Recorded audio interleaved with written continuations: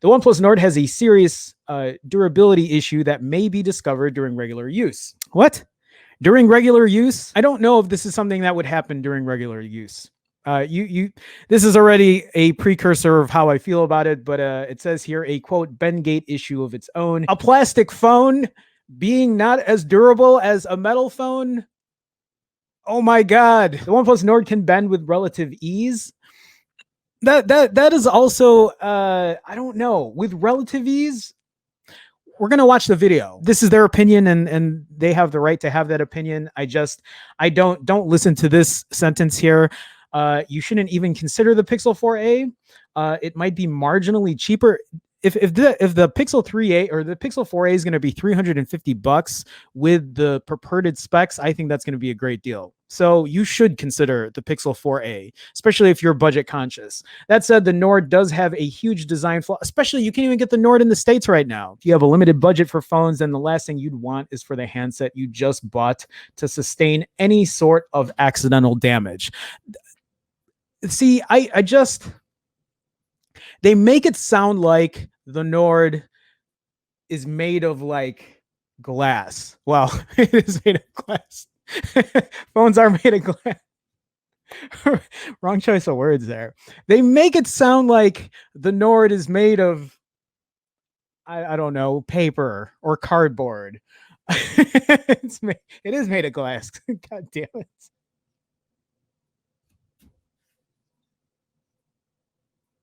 Look at how much force he's putting there.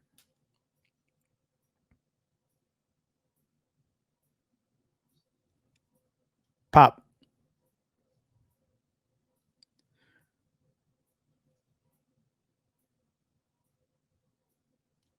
There's other crack. Here's the thing, right? Is yes, under force, this phone is gonna bend or it's gonna crack. It's gonna have an issue. I guess the thing that you need to think about here is how, under what circumstances is this gonna happen when you put it in your back pocket? I guess I should ask, who puts their phones in their back pockets? I know a lot of people do. I don't. For example, for me, I put my phone in my front pocket. I never put my phone in my back pocket ever. Your option here is to not put your phone in your back pocket because you don't want to sit on it. And then two, what was my second point here? Get a case. Is get a case. Get a case for your phone. Most people run cases for their phones, and I would assume with those two options there, that would be, you would probably solve that issue of ever worrying that your phone was going to crack in half. Let me bring you guys back into let me go down memory lane here. JerryRigEverything did the exact same test on another phone, and when this happened, everybody lost their minds. They lost their shit. They were just like, oh, forget it. Why would I buy a Nexus 6P? Do you see how destroyed this phone is? Do you see how like beat up this phone is? I have this is one of my favorite phones of all time, and I know it's had issues with boot loop and all that kind of stuff, but do you see here how this phone is still kicking for me? It's still one of my favorite phones. It still has one of the best cameras. It has front facing stereo speakers. I know I'm talking about the Nexus 6P here, but the reason I'm talking about it is because JerryRigEverything did the same test and broke this phone, bent this phone in half. This metal phone broke it in half. Did that deter me from continuing using the Nexus 6P? No, it didn't, because I don't treat my phones that way. I don't put that kind of force on a phone. Here's the thing. I get it. I understand. I love the fact that he makes videos like this, because it's very important that we know how fragile phones can be and how manufacturers should get back to like the drawing board and work on their phones and make sure that that kind of stuff doesn't happen. I understand they need to improve in that sector, and that's probably, and so like JerryRigEverything doing this is great, because it will allow OnePlus to be like, damn, we don't want them to make another video like that. Let's go ahead and make it structurally better, right? That's important. That's important. But the phone is what it is, right? The OnePlus Nord is out. Like, there's nothing you can do about it. It's going to have that issue if you're going to bend it that way.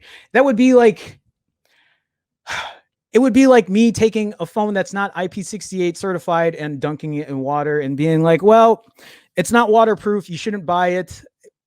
It's just something to consider. You gotta, it's a weird argument to like defend. And I'm not defending and saying like, yeah, well, my Nexus 6P, like I don't use a case. It doesn't bend. I've never had that issue because I haven't had that issue, but it is still an issue. If I forced this phone to bend, if I went ahead and I just decided to like bend the phone in half, then yeah, it's going to have an issue, right? It's going to have an issue. This phone has had abuse. I've never used a phone, or I've never used a case on this phone. This phone is 5 years old, and I have used this phone probably more than any other phone. I mean, you can even look at this back glass here. Like none of that is cracked. Like I'm not I don't baby my phones, but I'm also not super rough on them either. What I'm going to do right now is I am going to play a small snippet here. I'm going to play a small snippet because hey, look at this guy. See this guy over here? Do you know when this was made? This was made in 2015. This is about a 5-year-old video. I talked about this before. I talked about the whole Ben Gate thing with the Nexus 6P. And yeah, that video was crazy. As a Nexus owner or any kind of owner of a phone, if that, you don't want to see your phone not survive a drop, not survive a dunk in water, or not survive getting bent or broken in half. Nobody wants to see that when you own that phone. But you have to remember that these are extreme conditions where they're bending and breaking the phone in half. It doesn't take away from those videos, because obviously the 6P is going to bend if you force its hand. So like it's pretty much what I've been saying. I'm saying the same thing, but this is a 5-year-old video. This is actually, I think I started doing YouTube by this time. I was like maybe 2 months into it. It's funny because it's like 5 years later, here we are in that same position again. And I think my ideas back then were still how I feel today. I didn't use a case back then. I don't use a phone case today. I'm very rigid, I think, when it comes to my thinking about some kind of things. We'll continue on. Putting that to light will show manufacturers where their faults lay, so that they can correct that kind of stuff in the future. But if you're like me, you keep your phone in your front pocket, not your back pocket, and sit down. Well, not like me, but people still put a case on their phone to give it a little more protection from any kind of drops, or I guess bends, if that might be the case. Again, should it stop you from getting a 6P? No. Don't let that deter you from getting a Nord. Don't let that deter you from getting a 6P. Unless you live or work in listen conditions to where right it's really rough, doing that right? And listen your to phone that guy. is going to get some abuse, and you can't get a proper case for that, for your 6P, then yeah, maybe I would say look into something else. But again, those are extreme conditions. But for most people who don't live in those conditions, or who don't experience those everyday conditions, that shouldn't deter you, again, from getting a 6P so your phone in that kind of before way. I close this out, I that's kind of where I wanted to go with that. So I don't own a OnePlus Nord. I have no idea really how fragile that phone is, but from seeing JerryRigEverything force the phone to bend or whatever, like, yeah, I think it's going to take a bit for that to happen. I just remember when this first happened on the Nexus 6P, it was just like the comments, like the people's reactions to it were like, forget this phone. Don't buy that phone. Like, what a joke of a phone. And I don't think that's the right mindset for it, because yes, is it an issue? Like, of course it's an issue. If in that extreme condition, like there is a chance that phone is going to have like structural rigidity issues. And that is something that you can't ignore. But I also believe that if you at least are not completely haphazard with the phone, if you take some precautions and put a case on, if you need to do that, if you're mindful not to put it in your back pocket, or just like leave it on the floor so that it gets stepped on or whatever, then yeah, I think it depends, right? Like, I just want to put that other side of my thoughts there, just to let people know that it isn't always the most like horrible situation. Like that's not the outcome for everybody. That isn't going to be everyone's outcome.